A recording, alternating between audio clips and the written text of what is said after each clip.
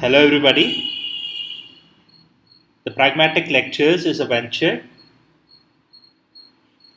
focused on providing free lectures to students and teachers alike during these times of pandemic. Please follow us on Facebook, Instagram, and also subscribe on YouTube to support us and to help us provide with more lectures and reach out to more people in this situation. Kindly share the videos and encourage us as well. With this lecture, let us begin with the second lecture for the day. We'll be getting into further details of poliomyelitis. In the previous class or in the previous lecture, we had spoken about what exactly is poliomyelitis and what are the various factors associated with the disease. And in this lecture, we'll get into the further details of polio. Understanding the clinical presentation of polio is a very important exercise. And polio is generally classified into four different categories depending upon the severity of the symptoms. And I have already mentioned these categories in the previous lecture. So I said, just in case you have missed it out, please go back to the previous video. The majority of cases reported are asymptomatic, meaning that the person infected with polio will not show any kind of a symptom associated with the polio disease. And this attributes to about 95% of the total reported cases. However, such people attribute or contribute to the shedding of virus in the stool and eventually leading to the transmission of virus. Comparatively, speaking about the asymptomatic cases to the paralytic cases, we can find asymptomatic case in as many as one individual per every 50 individuals, whereas a paralytic case can occur only in one individual in 1,000 people. Nextly, the abortive poliomyelitis, which is a mild form of polio, amounts to about 4 to 8% of the infections. And it is characterized by gastroenteritis, influenza like illness, and mild respiratory tract infections, which usually subside within 1 week.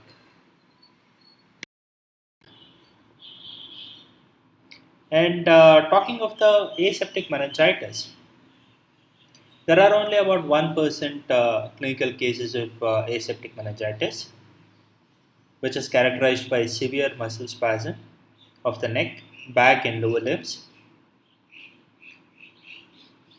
And this can also follow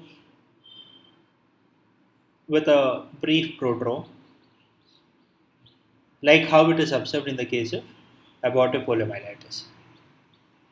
And the abortive poliomyelitis can usually be recovered, or a person suffering from abortive poliomyelitis can recover within 10 days of treatment.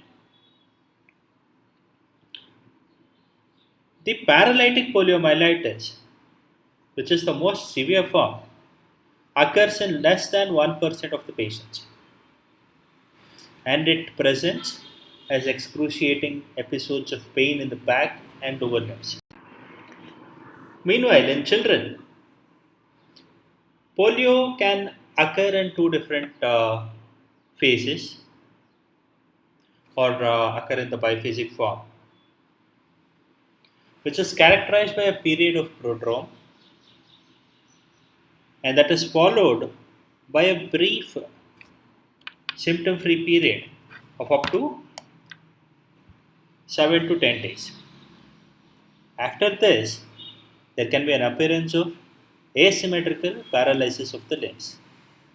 This is exactly what makes children the most susceptible to polio.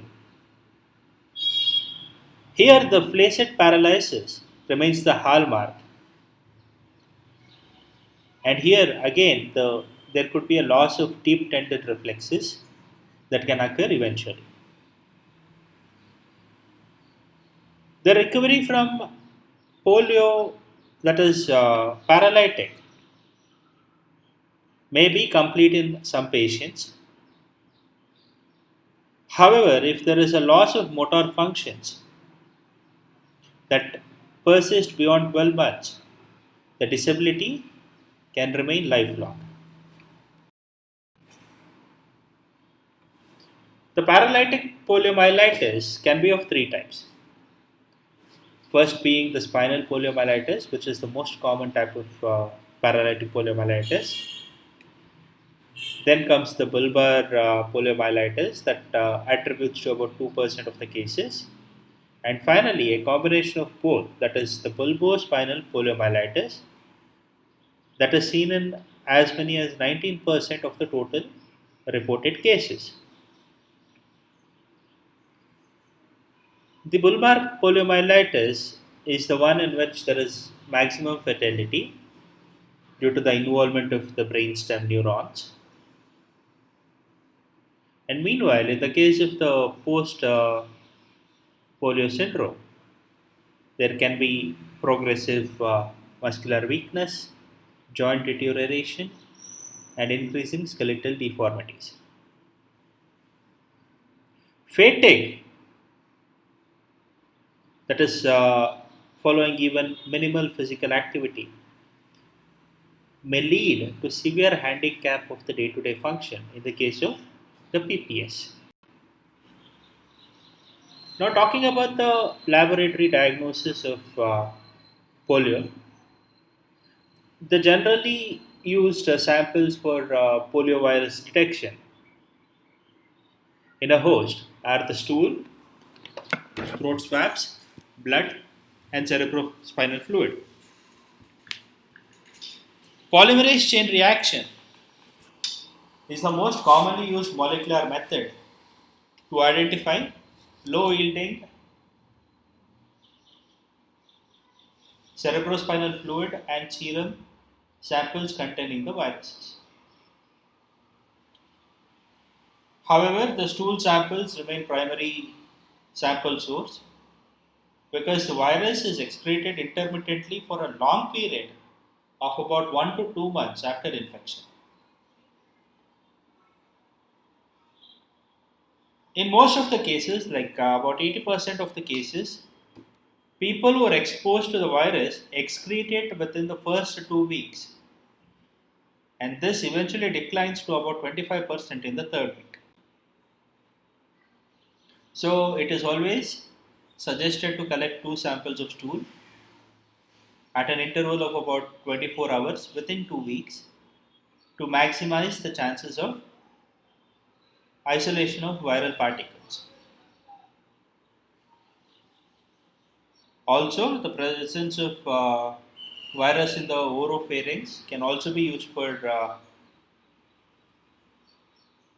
diagnostic purposes in a case of early infection. And in a very rare case or in a very few cases, the viral particles may also be isolated from the cerebrospinal fluid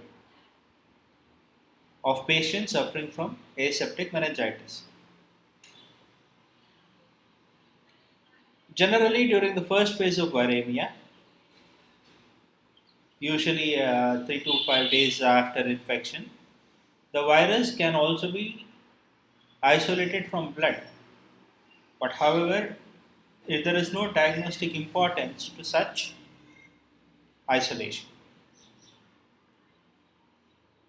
The next step used here is serology for the diagnostic purposes.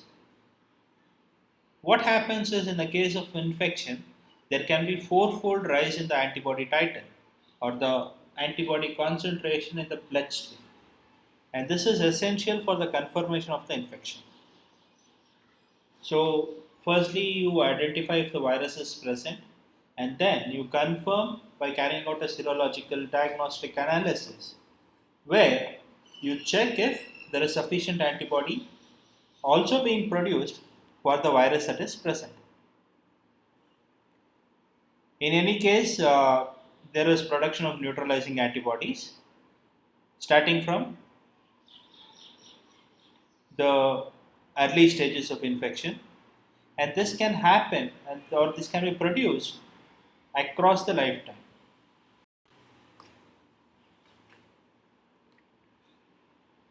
The next way of diagnosing presence of poliovirus in the host is by cell culture. In the early times, the virus was cultivated in the rhesus or cynomolgus monkey cell lines, but today these methods are not preferred. And currently, there is a use of human cell lines like that of human amnion cell line or the human embryo cell line, which are now the generally preferred methods.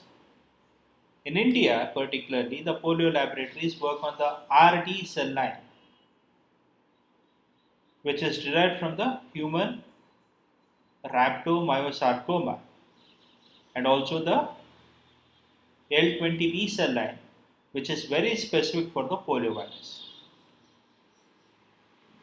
The viral growth is determined by its cytopathic effect on these cell lines, and this usually occurs within 7 days of inoculation, depending on the viral load and also the type of cell line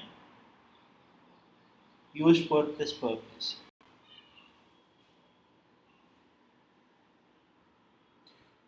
If the cytopathic changes are seen only in the RD cell line, then the inoculation is done in the L20B cell line also to confirm the presence of poliovirus. And the isolate is subjected to serotyping to check for the neutralizing antibodies and confirmed whether the isolate is a wild strain or vaccine derived strain. Generally, these tests are intratypic differentiation tests that differentiate between a wild strain or a vaccine derived strain, and they are based on the principles of ELISA or hybridization techniques.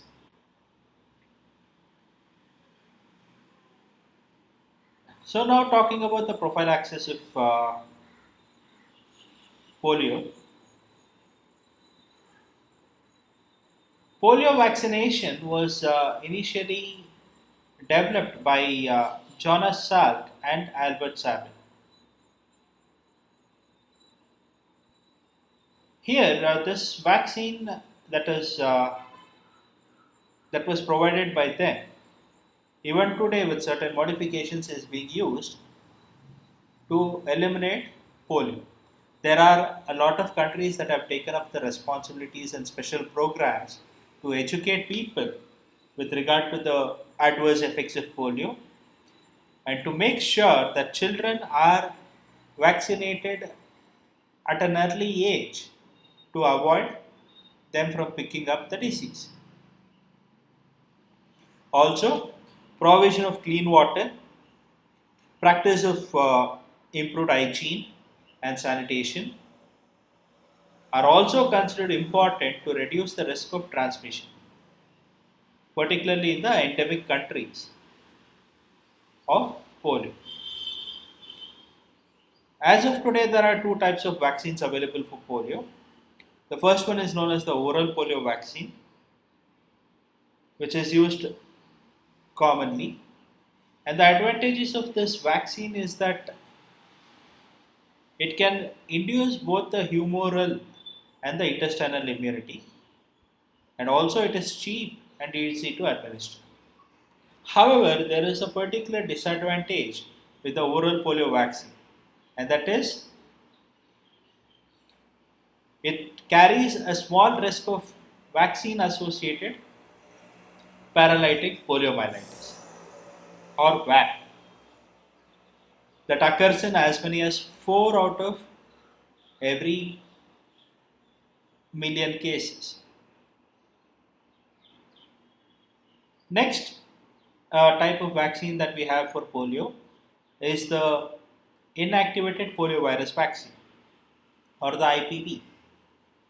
This vaccine is generally injected intramuscularly and it carries no risk of VAP or the vaccine associated paralytic poliomyelitis. However, the disadvantage with IPV is that it does not confer any intestinal immunity, thereby, it is not effective in controlling an outbreak. Also, IPV is more expensive and there will be need for special training to the workers who are administering the vaccine, which may not be the case or which may not be seen in the case of oral polio vaccine. Now, talking about the treatment of polio, there is no cure for polio as such even today. However, there can be provision of increasing of comfort in the patient to help in speeding the recovery and preventing complications. The supportive treatments for polio include administering of pain relievers, use of portable ventilators to assist in breathing, and also to carry out moderate exercise or physical therapy to prevent deformity or loss of muscle function. With this, I would like to conclude today's lecture on polio. If you have any doubts or clarifications, you can always write a comment below. Also, I request you to please share the video and suggest your friends, classmates, and students or children to follow us for more detailed lectures. Thank you all.